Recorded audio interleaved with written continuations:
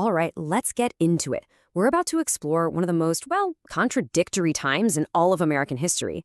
We're talking about those 2 decades squeezed right between the two world wars. It's this fascinating period where the United States tried so hard to turn its back on the world's problems, but its own ambitions just kept pulling it right back into the mix. And this quote, this right here just nails the feeling at the time. In 1920, when Warren G. Harding ran for president, his slogan, a return to normalcy, wasn't just some catchy phrase. Nope, it was a promise, really. A promise to a nation that was just completely exhausted and frankly pretty cynical after the Great War. It meant, let's focus on us, on America first. Let's ditch all this global idealism and just get back to business. But here's the big twist. This period was anything but normal. You see, even with this deep, deep desire to just withdraw from the world, the era was defined by this massive tension. It was like a kind of political schizophrenia. America was saying it wanted isolation, but its actions showed it was deeply involved all over the globe, both economically and unilaterally. So let's start with that initial pullback, that sharp turn inward. You have to remember, the trauma of World War I was real. It was profound.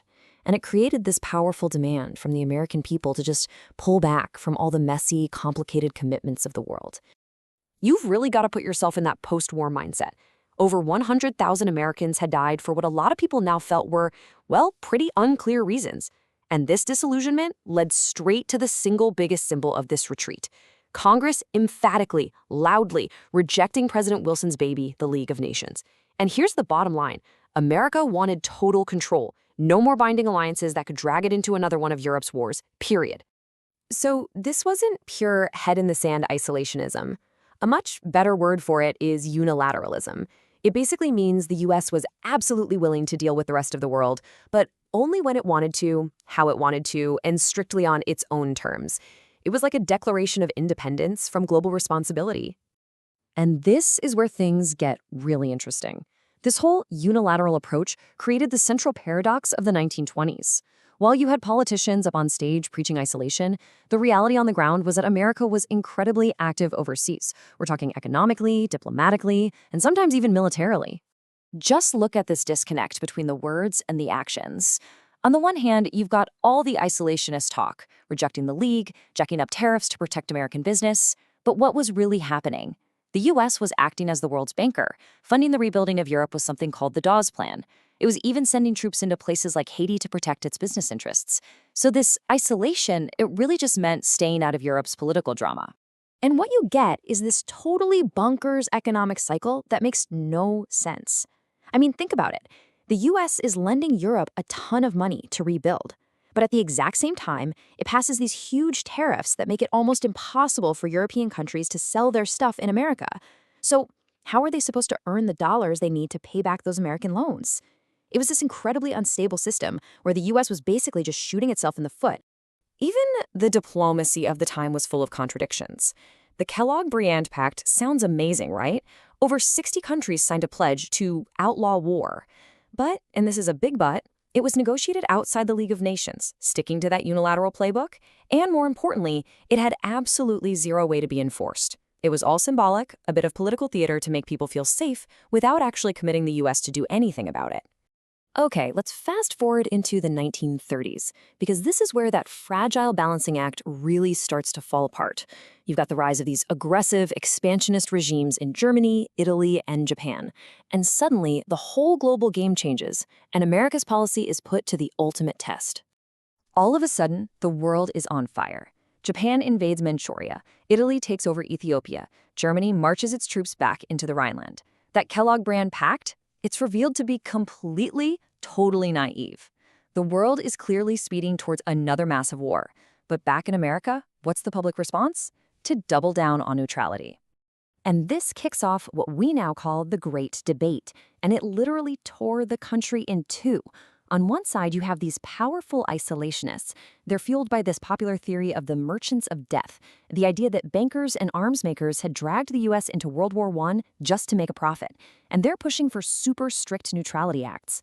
On the other side, you have a growing group of interventionists arguing, hey, the Atlantic Ocean isn't the barrier it used to be. A Nazi victory is a direct threat to us, to democracy itself.